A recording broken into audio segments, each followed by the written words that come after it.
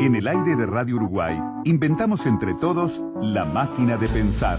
Acompáñenos en un viaje a través de los universos que vibran dentro de los libros. Bienvenidos a Radio Uruguay, bienvenidos a la máquina de pensar. ¿Cómo andan? 30 de diciembre, bueno, se termina 2014, no es una gran novedad que estamos dando a la máquina de pensar, pero bueno, queríamos reafirmar la noticia de que el 2014 ya le quedan pocas horas, se termina el año, y bueno, como ocurre siempre, uno intenta, o intentamos todos, ver cambia el calendario, ver si hay una especie de renacimiento, de renovación, en fin, de buenos deseos, lo cual no está mal porque es una costumbre que la humanidad tiene desde hace muchos miles de años, o por lo menos desde que tiene calendario, ¿no? La idea, antes cuando teníamos estaciones de climatológicas también pasaba lo mismo, ¿no? O sea, el tema del sol invictus, el tema de la renovación a través de las estaciones, de los cambios solares, es una idea que la da la naturaleza. Para decirles todo esto, amigos, que bueno, desde acá, desde la máquina de pensar, les deseamos un feliz 2015, que sea lo mejor, que sea el 2015 inmejorable, digamos. Esa es la pauta que estamos dando. Nada más. ¿Cómo le va, Roberto Aprato? Pero muy bien, sí, terminando el año, ¿no? Roberto Aprato, ustedes saben, hizo una columna, este hombre, se terminó la columna, ¿no? Íntima sí. De poesía, pero con Roberto escribió, este es un año muy prolífico para usted, ¿no? Sí, editó sí, 3 libros. Es ¿no? un lindo año. 3 libros, uno de poesía, otro de ensayo y otro de narrativa, una novela, ¿no? Como si fuera poco. Sí, exactamente, que acaba de salir. Editada por el grupo editor Irrupciones, por Irrupciones, en una bella edición. Y como si fuera poco, Roberto, es tu 4º libro, ¿no? En torno a la línea autobiográfica, de autoficción. Sí, con variantes, es una línea que yo empecé hace mucho tiempo y medio de casualidad, con Íntima. ¿En qué? ¿En los 90? 90 y algo, 93 salió publicada, empecé a escribirla en el 90. Después, que debe haber sido mi libro más vendido y más conocido. Íntima, sí. Después vino Se hizo de noche, que es el periodo de la dictadura, de cómo viví yo el periodo de la dictadura. Y eso es más para acá, 2008. 2008 salió, yo lo escribí en el 2001. Ah, correcto. En un rato, además. Eso es una cosa que escribí en 3 meses. 18 Yaguarón, que escribí en el 2004, salió en el 2008 también, que fue la tercera, y la 4ª es Como si fuera poco. Van variando, ¿no? O sea, no son del mismo tipo, pero son todos intentos de lo mismo, que es tratar de llegar a una especie de registro de la vida, digamos. Donde el narrador, digamos, el narrador y el autor se confunden, si se quiere, ¿no? O sea, el narrador sí. Es el mismo que es un Roberto Aprato, que es el autor, ¿no? Pero desde el punto de vista ficcional, no. Eso es lo que, claro, yo... una de las cosas que me llevó a escribir el libro de ficcionalidad fue que yo quería investigar qué pasaba, entre otras cosas, con mis propias novelas. Porque... Claro, ya sé que estaba legislado, que ya se sabía que el autor y el narrador no son lo mismo, etcétera. Pero ¿qué pasa cuando uno escribe sobre sí mismo, etcétera, etcétera? Entonces ahí yo me di cuenta, y lo puse en práctica, que claro, hay otro ahí que está haciéndolo. Aparte de que sea yo y que esté hablando de cosas verdaderas, hay manipulaciones. No que sea mentira lo que estoy diciendo, sino que hay un montón de artilugios de escritura, ¿no? Es un montaje, una edición, y vos lo que decís también de ficcionalidad es otra cosa, como que también se crea una voz, ¿no? Un personaje, digamos. Este narrador, ¿no? Es una especie de personaje que vos decís incluso que se crea, que es lo raro también, que se crea cuando escribís casi cualquier cosa. Por supuesto. Cuando te pones a escribir, pasar de la acción a la palabra, ya sea un ensayo, una información, lo que sea, ahí se crea una voz, un personaje. Sí, se pone en escena y empieza a dialogar con el lector, pero en primer lugar dialoga consigo mismo, ¿no? Claro. Dialoga consigo mismo, con el tema que está tratando y ver cómo lo trata, y después va al lector. Pero eso me fascina, me sigue fascinando a mí ese tipo de escritura, cuando lo veo en otros y cuando lo hago yo. O sea, tratar de registrar la vida. Que yo en algún momento, además, ahí lo digo, cuando hay una partecita, que está dividido en capítulos, ¿no? Está dividido en pequeños capítulos, en desorden cronológico, y hay uno que dice, es una pregunta, ¿esto es una autobiografía? Que queda aislado en el medio de la página. Y yo me había olvidado que había puesto eso, pero justamente en el medio de la escritura, yo me cuestionaba si era o no era una autobiografía. Y por otro lado digo que no es una autobiografía, sino una escritura de la vida, que es otra cosa distinta. Es decir, es escribir la vida, escribir arriba de la vida, en el mismo momento en que están pasando las cosas, ¿no? Lo cual implica un montón de trabajo. Vos decís en alguna entrevista que leí, decís que también esta escritura autobiográfica, digamos, donde se da una cuestión, un tono coloquial, digamos, ¿no? Porque donde la voz narradora va hablando como si estuviera hablando ahora prácticamente, Sí. te permite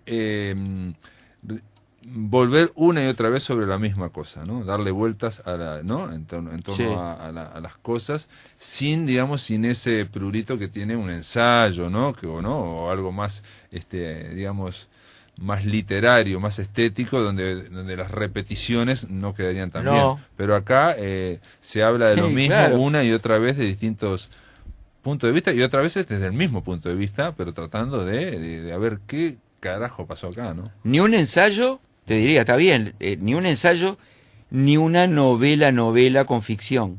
Porque en una novela con ficción hay que contar una historia. O sea, si en el otro yo tengo que responder, en el ensayo hay que responder a un pensamiento articulado, y acá yo lo desarticulo, en la novela hay que seguir con una historia, o hay que decir qué le pasa al personaje, o qué le pasó después, o si digo, no, me desentiendo. Eso es una de las cosas buenas que tiene este tipo de escritura. Lo que sí, aquí hay mucha acción igual, ¿no? Porque, Sí. digo, se trata de Roberto Prato, decíamos en la presentación del libro, de que cada uno de estos libros autobiográficos o autoficcionales, si se quiere, porque hay un poco de ficción también, como decís vos, están en torno a crisis, ¿no? A grandes complicaciones.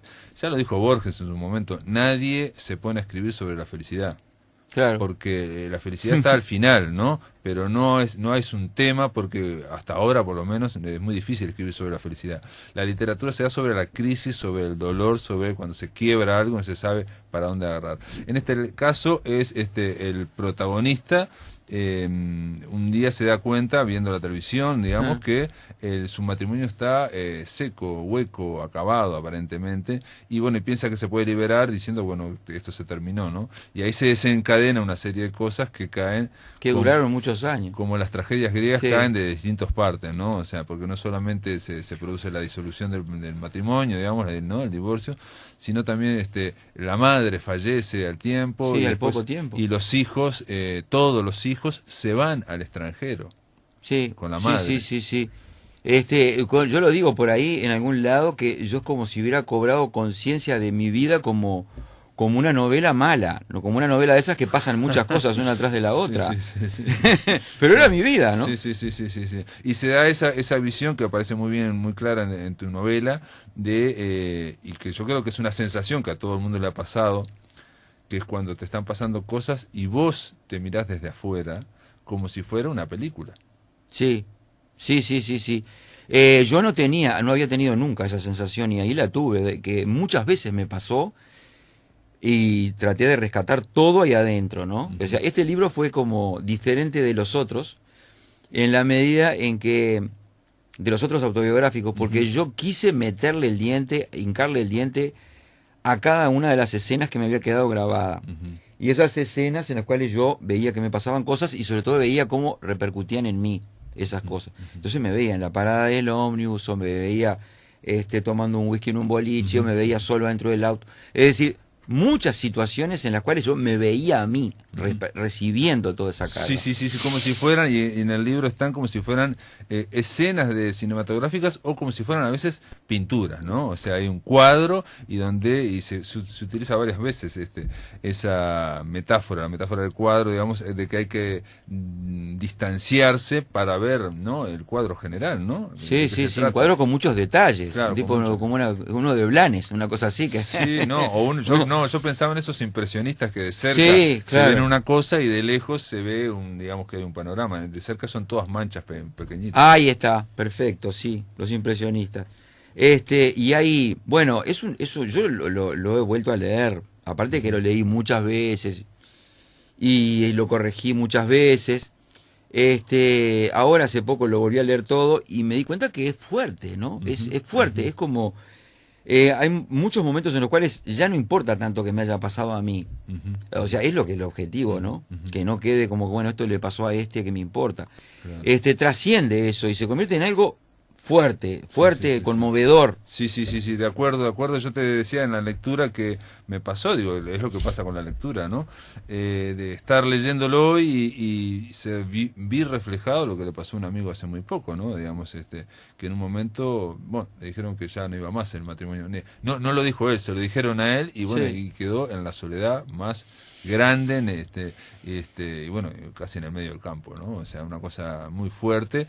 Y acá se trata precisamente el protagonista de verse a sí mismo solo, ¿no? Lo que es la soledad, lo que es cuando culmina el viernes y se terminan los planes, o cuando se termina el trabajo y vienen las vacaciones, por ejemplo. Sí, eso fue varias veces pesadillesco, porque digo, fueron, como lo he pensado también, no es que lo haya escrito, sino que lo he pensado, como que tuve muchas convalecencias.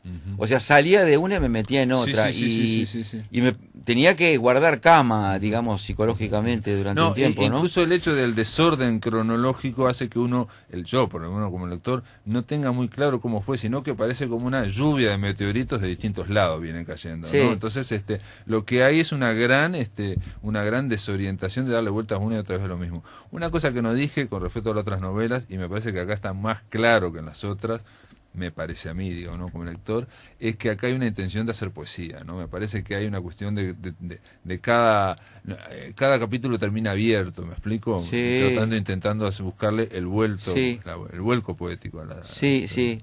O sea, yo traté de tener una forma abierta, no todo apelotonado como en las otras novelas, sino dividido en capítulos precisamente para lograr esa apertura. Es decir, esa apertura de significados. Y además lo que decís vos de que no se puede armar, que es muy difícil, y que alguien que no sepa no puede decir, bueno, primero vino esto, después lo otro. Además uno bien tampoco sabe, porque las cosas son simultáneas muchas veces. Y yo quise sacarle el cuerpo al orden cronológico, para que se viera el conjunto dividido en pedazos, pero el conjunto. Sí. No, porque aparte, digamos, el inconsciente o, digamos, la parte mental no está tan...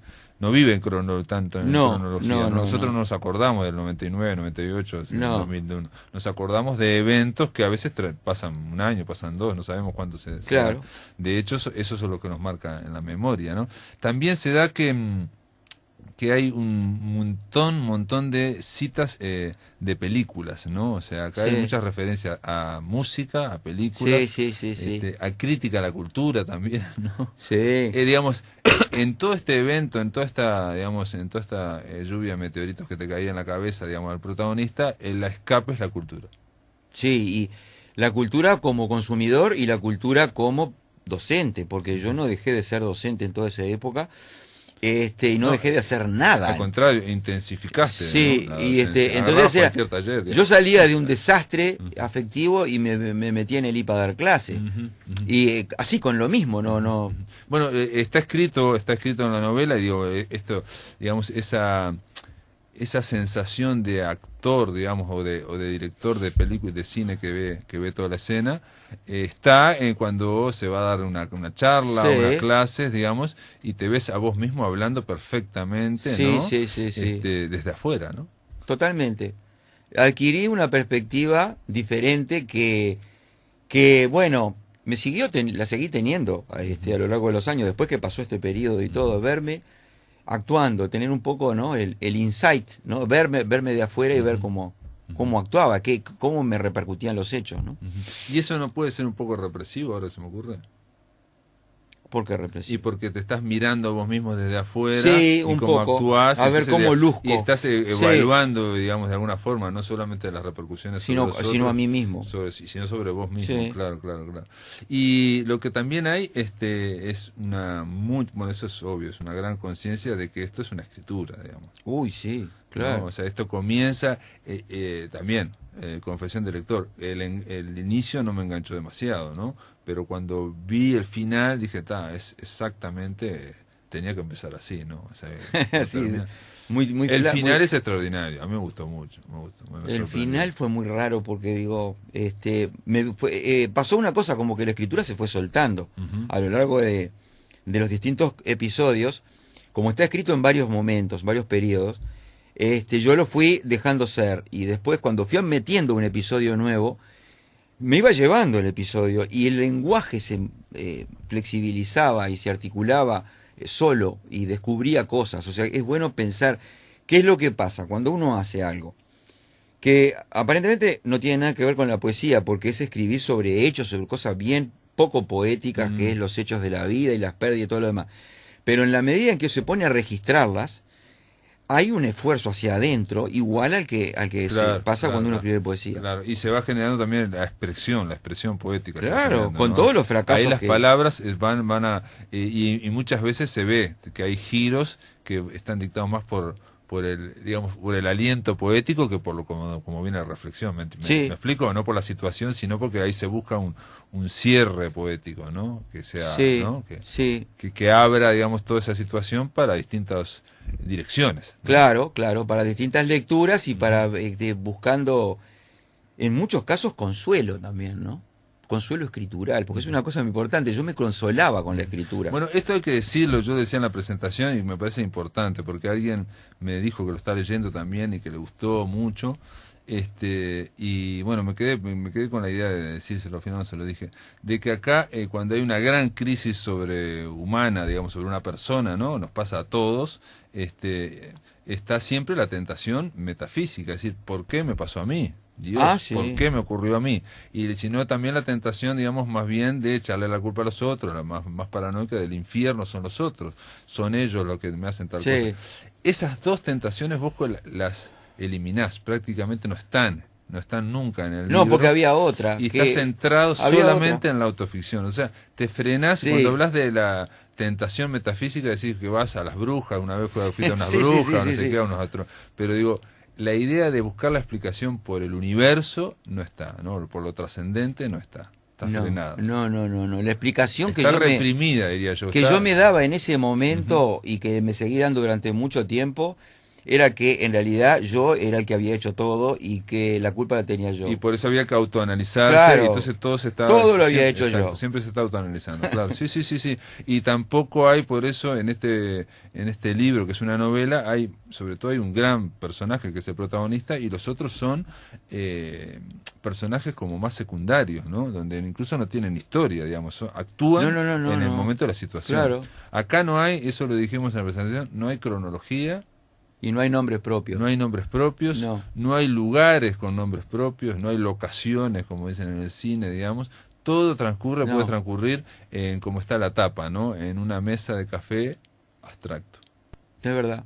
¿No? Sí, es verdad. Yo quise que fuera así. Yo quise trascender el nivel de hechos concretos y tratar de irlos llevando con un hilo, ¿no? O sea, crear un hilo que era la escritura para que fueran juntos. Si yo me confiaba solo en los hechos, estaba perdido. No. ¿Por qué estabas perdido? Y porque los hechos no generan nada. El asunto es la escritura sobre los hechos. Correcto. No, y aparte te escucho, digo, al escribir sobre hechos, sacándole todo esto que estamos diciendo, que sería lo exterior, lo superficial, digamos, ¿no? La nomenclatura, todo eso, ¿no? Quizás se pueda lograr eso de condensar algo que es más universal, ¿no? Claro. Lo que le pasa a todos los tipos, por ejemplo, que son abandonados. Sí, pero es que yo no soy ningún original, eso el otro día lo tengo muy claro. Es decir, eso empezó mucho antes que yo, iba a seguir, no voy a ser el único ni el primero. Y no hay nada de especial en esto, lo único que lo hace especial es que yo lo escribo. Para mí. Pero pero te quiero decir que si lo escribís y lo condensás literariamente, puede servir después a otros para reflejar. Para entender que no son los únicos. No, y aparte para sentirse identificados, digamos. Esa cuestión que da la novela de la identificación, ¿no? Más que la poesía, ¿no? Me parece a mí. Me parece que la poesía no da tanta identificación. En algunos casos sí, algunas frases, algunos versos, hasta letras de tango, si bien uno identifica, ¿no? El tango sí es un claro. Bueno, como si fuera poco, está presentado igual. Durante enero vamos a pasar en la máquina de pensar.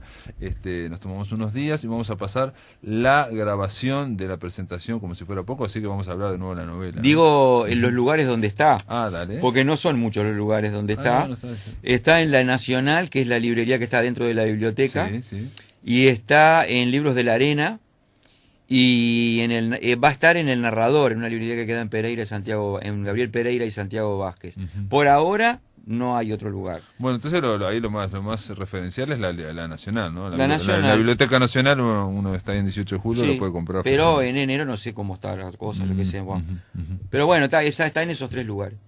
Muy bien, Roberto Aprato, gracias por estar acá y, Gracias bueno, a y ti. feliz 2015. Feliz 2015 para ti y para todos. Que pasen muy bien. En el aire de Radio Uruguay, La Máquina de Pensar. Ahora vamos a darle la bienvenida a David Carballo. ¿Cómo andas, David? Él es Bien, buenas tardes. antropólogo mexicano que está viviendo en Uruguay desde hace relativamente poco, y nos interesaba un poco, David, hablar de este tema, de esta tragedia que ocurrió en México, que conmocionó al mundo también, ¿no? Los 43 estudiantes normalistas de esa escuela que se llama Ayotzinapa. Siempre me... Así es. David, porque es algo que conmocionó, y yo te decía, digamos, la otra vez que te vi, me sorprendió, simplemente para ingresar en esto. México aparece siempre como un estado un gran país de América, que está a punto de ingresar en una gran modernidad, siempre está, ¿no? Me acuerdo en el año 94, cuando también, creo que fue el 31 de diciembre, ¿no? O el Por 1 de ahí. enero, Exacto, digamos, exacto. el 1 de enero, todo el mundo despertó que había guerrilleros en Chiapas, ¿no? Que algo sorprendente, ¿no? Su Así comandante es. cero, no sé qué. Y ahí como que cayó un baño de realidad. Bueno, México será muy desarrollado, pero tiene momentos muy atrasados, ¿no? Digamos, de cosas que no parecían que ocurrir. Y ahora, no digo que sea lo mismo, pero 20 años después también había una idea de México y de repente, 43 estudiantes desaparecidos. Así es, exactamente. Y hablamos fuera del micrófono de que encima no es lejos del DF, está cerca del DF, estamos hablando de 3 horas, 4 horas del DF, digamos. ¿Cómo podemos contextualizar esto? Así es. Bueno, sí, justo como platicábamos la vez pasada, esta sensación de que siempre estamos a punto de entrar al primer mundo, bueno, ahora ya no lo creemos ni lo aspiramos, no es una aspiracional de los mexicanos en la actualidad. En aquel momento Salinas nos lo hizo creer, nos lo vendieron muy bien, Salinas de Gortari, que estábamos a punto de entrar al primer mundo, y todo el movimiento zapatista del ZLN nos recordó que no, que había todo un mundo indígena que había estado marginado, que vivía en extrema pobreza, y se dio todo el levantamiento del ZLN. Afortunadamente se dio ese movimiento, afortunadamente nos abrieron los ojos. Y actualmente pasa algo muy similar, ¿no? Llega Peña Nieto con una serie de reformas muy forzadas, una serie de reformas que va desde la reforma energética, que fue toda la privatización del petróleo, una reforma educativa, ¿no? Y son muchas reformas que se aprobaron de manera forzada, sin consultar al pueblo, ninguna de las reformas, en menos de un año. Se aprobaron absolutamente. Y puntualizo para tratar de ejemplificar la manera en que fueron aprobadas. Cuando se aprobó la reforma energética, estaba rodeada de granaderos y militares, y afuera de la Cámara estaba toda la gente protestando, había miles de personas afuera de donde se estaban aprobando las reformas, y todo eso estaba rodeado por militares y granaderos, y adentro se estaba aprobando. Un ejemplo de la manera en que se aprobaron esas reformas, ¿no? Entonces se aprueban las reformas, ¿no? Y después de esto viene esta matanza de estudiantes, y después la desaparición, digo, al paralelo a la desaparición, el secuestro y la desaparición de estos 43 estudiantes. Entonces esto nos viene a recordar que algo pasa, ¿no? Sistemáticamente algo pasa, que no llegamos a ese primer mundo que siempre nos prometen nuestros gobernantes, ¿no? Pero bueno, esto se da con la coyuntura de que regresa el PRI, el Partido Revolucionario Institucional, regresa después de haber estado 2 sexenios fuera de la jugada, ¿no? Estamos hablando que fue un cambio muy grande para lo que es la historia de México, ¿no? O sea, el PRI era el partido único prácticamente en el gobierno durante no sé cuánto tiempo, ¿no? Durante más de 70 años fue el único partido que que había estado siempre gobernando. Exacto, era el partido del gobierno donde cuando se elegía el próximo candidato se estaba eligiendo al próximo presidente. Tal ¿no? cual, sí. Y el famoso dedazo. El famoso dedazo, porque el planteo, como eso era tan complicado, porque al elegías al próximo presidente, digamos, el sistema que tenía el PRI era que el presidente saliente, como si fuera un rey, elegía a él Tal cual, con el dedo al otro. O sea, ahí no el partido no intervenía, él elegía era al próximo. elegido, sí. O sea, de dedazo en dedazo iban claro, yo sé que para ustedes es muy difícil entender eso del dedazo, porque ya me tocó vivir afortunadamente el sistema democrático que tienen aquí, la manera en que seleccionan, todos esos procesos que tienen aquí electorales, democráticos. Allá no es así, allá es el dedazo, ¿no? Bueno, y el ungido. Yo una vez estuve hablando con un profesor de historia, un catedrático mexicano, y bueno, hablábamos de que justo se había dado esta ruptura en la historia, ¿no? Así que es. accedió un presidente del PAN, ¿no? Así es, que ¿no? es el partido de la derecha. De derecha. Y bueno, hubo una coyuntura de 2 sexenios seguidos y bueno, eso, el típico voto de castigo, se le dio oportunidad a este otro partido. Y el segundo presidente, Calderón, inició una guerra. Tengo que contextualizar. Sí, no está muy bien. Es lo que me decía este profesor de historia. Es fundamental. ¿no? Contra el narcotráfico. Da una guerra contra el narcotráfico, inicia una guerra contra el narcotráfico que él se negó a darle la connotación guerra, pero eso fue. Y él inició una guerra, saca al ejército a las calles y comienza a confrontar con una estrategia fallida, obviamente fallida, y nosotros los mexicanos visualizamos que fue como si un niño llega y patea un avispero, ¿no? Él no sabía realmente a lo que se estaba enfrentando, y lo que se genera es que en su sexenio hubo más de 70,000 muertos, así de sencillo. 70,000 muertos. Bueno, lo que me decía este historiador era que nunca podés a un gobernante empezar una guerra que no sabes si puedes ganarla o no. Y en este caso se embarcó todo el gobierno en una guerra y que obviamente en 6 años no la ganó. Ni obviamente. Mucho, o sea, lo que quedó al final era que 70,000 muertos es algo que los mexicanos nunca habíamos vivido en esta etapa moderna del México moderno, entre comillas. Se acaba el sexenio y ahí él se va, desaparece del país, se va a Irlanda, se va a Nueva York, desaparece, ¿no? Se va a Estados Unidos y le deja todo el paquete al PRI, que regresa. Toda la campaña del PRI para regresar al poder es: nosotros sí sabemos gobernar, nosotros sí tenemos experiencia y ya somos el nuevo PRI.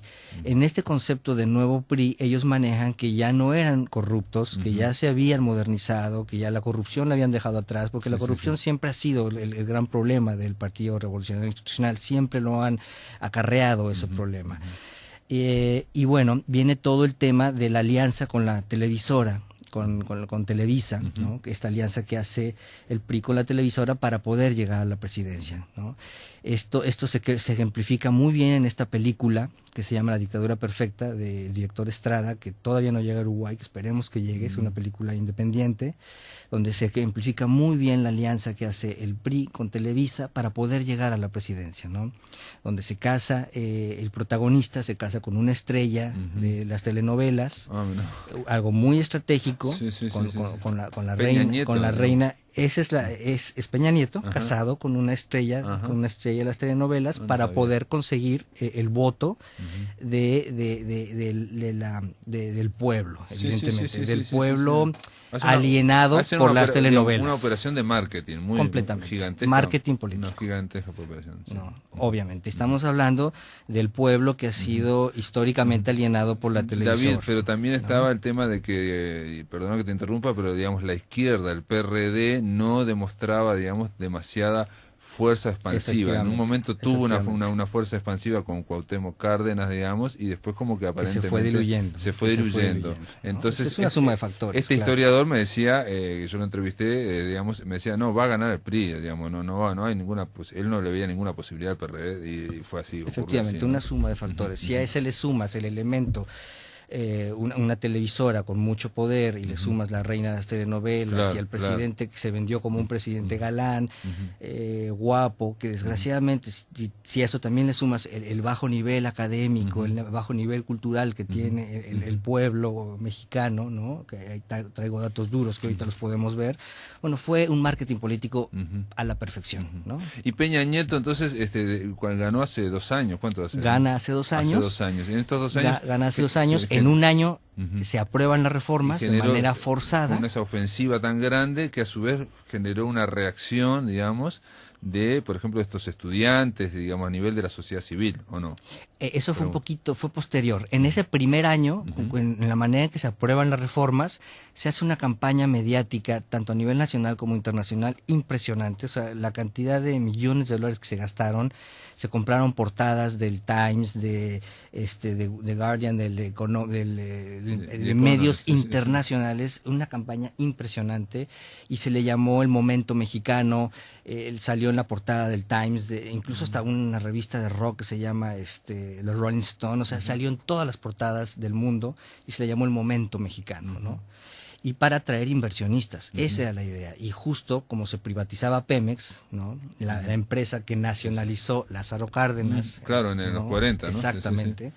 Entonces la idea es el momento preciso, hacemos la gran campaña publicitaria en contra de que aunque el pueblo no quiera, porque el pueblo estaba en contra, se hicieron muchas encuestas y el pueblo no quería que se privatizara Pemex, pero no nos lo preguntaron, entonces eso no importaba, ¿no? Para ellos. Y en ese momento viene todo el tema de este tema de Ayotzinapa, ¿no? El tema del secuestro de los estudiantes. Ellos evidentemente jamás pensaron que esto se iba a salir de las manos, porque ya han pasado muchas cosas en la historia de México de represión. Está lo de Aguas Blancas, que ya había algo muy similar en donde el Estado había estado involucrado. ¿Y eso cuándo fue lo de Aguas Blancas? Esto fue hace como 2 o 3 sexenios. Está Aguas Blancas, te voy a citar algunos. Está la famosa matanza de Tlatelolco, digamos, del 68. ¿No? Que aparentemente también se iba a conmemorar ahora. Lo que me llamó la atención, leyendo esto de Ayotzinapa, yo te decía fuera de micrófonos, es que los estudiantes se estaban movilizando. Ayotzinapa es una escuela rural, ¿no? De magisterio, ¿no? Sí, de gobierno, pertenece a la SEP, sí. Pero, digamos, escuela rural para ser maestros. Para ser maestros. Normalistas son los estudiantes normalistas porque van a una escuela normal de magisterio, ¿no? Ellos son estudiantes de magisterio, ¿no? Exactamente. O sea, y ellos lo que querían era, generar toda una protesta, y lo que hicieron fue ir hacia otros lugares no digo llevarse prestado, porque en realidad lo que se agarraban ómnibus, ¿no? Y los, no sé si secuestraban sería la palabra, pero los agarraban los tomaban, ¿no? Pero los tomaban, digamos, sin pedirlo, ¿no? Estamos de acuerdo, ¿no? Y eso generó toda una serie de, como si fuera una película de Tarantino, de desencuentros en cuanto a la mujer del alcalde Así es, de Guerrero, ¿no? Sí, que estaba haciendo una fiesta en ese momento y que no quería que pasaran estaba por ahí en un acto cerca. público. Aquí el tema es que las esposas de los presidentes, desde municipales, estatales, hasta la misma esposa del presidente Peña Nieto, ellas son las presidentas del DIF, que es de Desarrollo Infantil. Por el simple hecho de ser las esposas se les da ese cargo, exacto, ¿no? Y ella estaba en un acto del DIF. Pero este matrimonio de ella y Abarca, que es los presidentes municipales de Iguala, ellos son los que están coludidos con el narcotráfico, con los Guerreros Unidos, ese grupo delictivo que opera en esa zona de Guerrero, y ellos iban hacia allá, hacia el DIF, a sabotear justamente el momento en que ella estaba dando los estudiantes iban hacia allá, justamente. O sea que los estudiantes iban en estos ómnibus para tratar, digamos, de sabotear o protestar frente a esa festividad, digamos, que para recaudar fondos, para decir que está todo bárbaro. Ellos iban a sabotear un evento donde estaba ella como presidenta del DIF. Iban directamente para eso. Habían juntado, digamos, ómnibus de distintos lados. Y es ahí donde se da la orden de este matrimonio de ella y Abarca, que eran los presidentes municipales de primero mandan a la policía, aparentemente, para que no entre, digamos, a 3 cuadras, 4 cuadras, para que no se ingresen, ¿no? Y después, en otro momento, ingresa el narcotráfico, o sea, la gente pesada. La policía municipal los secuestra a los estudiantes, primero, porque fue que allá hay videos, afortunadamente. David, te puedo interrumpir, una pausa, y después para que no quede cortada, digamos, la historia. Claro. Vamos a hacer una pausa. Estamos hablando con el antropólogo David Carballo, y ahí vamos a contarles, a ver si podemos resumir todo lo que pasó y en esta terrible tragedia donde terminaron detenidos, después desaparecidos, estos normalistas mexicanos. En el aire de Radio Uruguay, La Máquina de Pensar.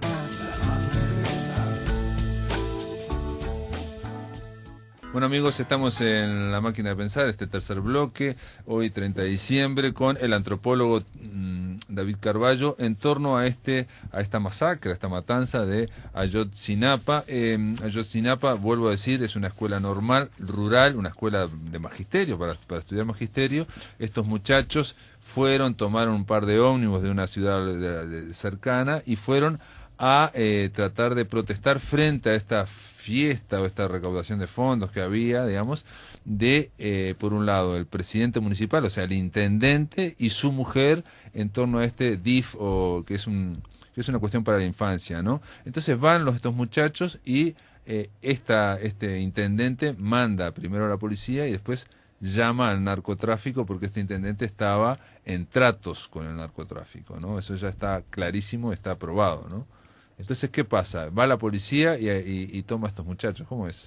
Así es, así es. Entonces, en ese primer momento hay 6 personas que mueren directamente por esa policía municipal, 17 lesionados, y en ese momento secuestran a estos 43 estudiantes y los entregan al grupo delictivo de los Guerreros Unidos.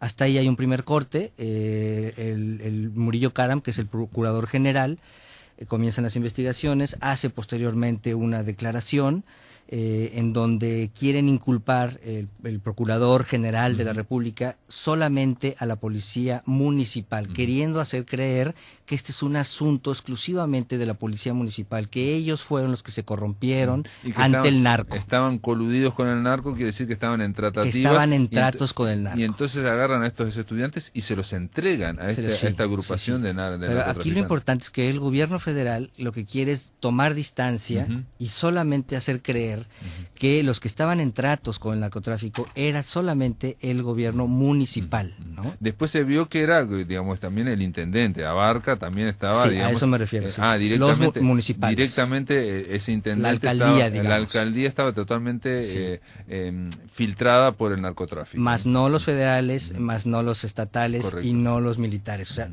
marcar distancia. Y ahí es donde viene toda la serie de investigaciones que buscan, comienzan a aparecer fosas, fosa 1, fosa 2, así hasta que hay alrededor de 50 fosas que se descubren, alrededor de 30 cadáveres que se descubren, y ninguno era de los estudiantes. Sí, ahí es donde comienza de otros desaparecidos. Donde comienza el horror, la película de horror. No puede haber alrededor de 30 cadáveres, 50 fosas, y que ninguno sea de los estudiantes. ¿Quiénes son esas personas? Claro. Personas cadáveres que estaban ahí de hace más de 10 años, 50 fosas, y se siguen encontrando. Todos los días se encuentran cadáveres, todos los días se descubre una fosa. Sí, me enteré, por ejemplo, que habían encontrado, por ejemplo, a un misionero católico ugandés. Así es. O sea, por las piezas dentales se descubrió que era un misionero católico. Eso no es posible. O sea, estaba desaparecido, pero por las fuerzas del narcotráfico junto con las tema policías. Es dónde estamos parados, quiénes son esas personas, ¿no? ¿Quién las mató? No solamente es el narcotráfico, son cuestionamientos que actualmente nos tenemos que hacer. Bueno, posteriormente, para poder abreviar, una periodista que tiene mucha legitimidad, mucha credibilidad, que se llama Anabel Hernández, en coautoría con Steven Fisher, hizo un artículo de investigación muy importante que se llamó La verdadera noche de Iguala, publicado en la revista Proceso. La pueden buscar, la pueden googlear. Una revista también muy importante en México, que ahí, a través de una serie de testimonios, investigación muy profunda, ellos descubren que la Policía Federal y los militares estuvieron enterados desde el primer momento de todo lo que estaba pasando. Eso lo que echa al suelo, lo que derriba, es la teoría del procurador de que ellos no sabían absolutamente nada. Y cuando decís que, digamos, los militares y el gobierno central estaban al tanto de eso, quiere decir que tenían línea directa, digamos, con el narcotráfico. Efectivamente, que ellos estaban enterados de lo que estaba pasando. Y lo mismo, los chicos lo dicen, los chicos sobrevivientes, porque hay sobrevivientes, ellos dicen que cuando llevan a sus compañeros heridos al hospital, los iban a recibir en el hospital, y los que dan la orden de que no los reciban son los militares, ¿no? ¿Cómo es posible? Hay cosas que no comienzan a cuadrar en la historia. Ellos llevan a los chicos a sus compañeros, Sí, sí, los sí, quieren sí, sí, ingresar, sí, sí, sí. los médicos los van a Sí, sí, ingresar sí, porque sí. vienen Claro, baleados claro, claro, y los claro. militares dicen no los reciban, se los buscaron. Sí, sí, sí, Dices, sí, ¿cómo sí, es sí, posible? sí. Eso implica que va más allá de lo municipal y más allá más de los policías. Efectivamente, digamos, ¿no? ahí Claro. está el asunto. Por eso es cuando nosotros decimos, esto es un crimen de Estado, a eso nos estamos refiriendo, que los tres órdenes de gobierno están involucrados, ¿no? Lo municipal, lo estatal y lo federal. Derribando la teoría de Murillo Karam, el procurador, de que esto no es un crimen de Estado, que es un crimen exclusivamente de la alcaldía, por así decirlo, ¿no? Y decime, cuando vos, David, hablas de narcoestado, y cuando se habla de narcoestado, ¿qué significa? ¿Qué se quiere decir? Digo, porque una cosa es los narcotraficantes organizando, digamos, generando cultura, pero ¿qué pasa cuando el Estado se apoya en ellos? Efectivamente, eso es algo muy muy importante, un concepto que se ha venido acuñando recientemente, es esta relación intrínseca que mantiene el crimen organizado con actores sociales que forman parte y son representantes del Estado. Ahí estamos hablando que puede ser desde un policía, el policía que recibe coima, esto puede ser también un militar, un agente migratorio, un juez, puede ser un senador, puede ser un diputado, o sea, cualquier representante del Estado, ¿no? que tiene una relación intrínseca, directa y cercana con algún personaje del crimen organizado. Ahí, cuando se genera esa alianza, cuando se genera ese vínculo perverso, ¿no? O de alianza, ahí estamos hablando de narcoestado. Y eso desgraciadamente existe en nuestro país en todos los niveles. Desde el policía que recibe la coima, que es lo de menos, ¿no? Yo sé que esto aquí es muy grave, pero yo creo que es un salto, claro. Hay un salto superior, digamos, en esa corrupción. Si una cosa es que el narcotráfico infiltre, digamos, la institucionalidad y, digamos, alguna especie de alianza, y otra cosa es que haya una línea directa para coordinar acciones represivas, digamos. Eso es muy grave. Eso se abre, es otra dimensión. Otra dimensión de la organización. Pero va más allá cuando los narcotraficantes pagan las campañas de los gobernadores, las campañas de los alcaldes, ¿no? Y va más allá. Pregunta, David, esto sería, porque esto es todo un proceso social, ¿tiene algo que ver con la guerra que desató, digamos, Calderón, o no tiene nada que ver? Efectivamente, está directamente relacionado. O sea, se intentó hacer una guerra del Estado contra el narcotráfico y parece como que el narcotráfico infiltró más. Efectivamente, porque no era una cuestión de... No era habitual. Mira, mi pregunta es porque nosotros no sabemos de México. En los 90 ocurrían cosas así como esta, no a este nivel, no en este nivel. No había este factor de sanguinario, o sea, los narcotraficantes no eran tan sanguinarios, no cortaban cabezas, no cortaban orejas.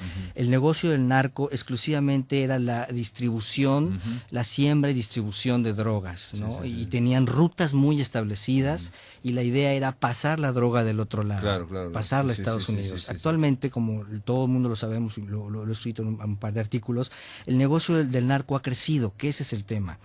Ahora ya la trata de personas es parte del negocio del narco, todo lo que tiene que ver con la piratería, que serían los negocios truchos, ¿no? Copias de películas, ropa, etcétera.